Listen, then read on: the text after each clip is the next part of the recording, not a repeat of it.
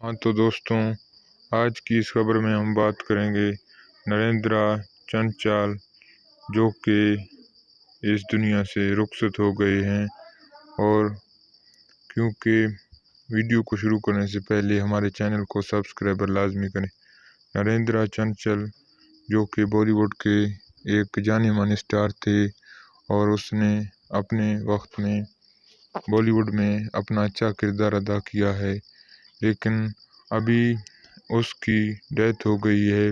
और ये खबर बिल्कुल हकीकत है कि उसकी डेथ हो गई है। डेथ का रीज़न ये बताया जा रहा है कि नरेंद्र चंचल की डेथ जो कि वो बीमार थे और हॉस्पिटल में एडमिट थे।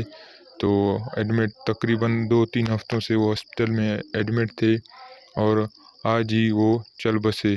तो दोस्तों, आप दोस्तों का शुक्रिया।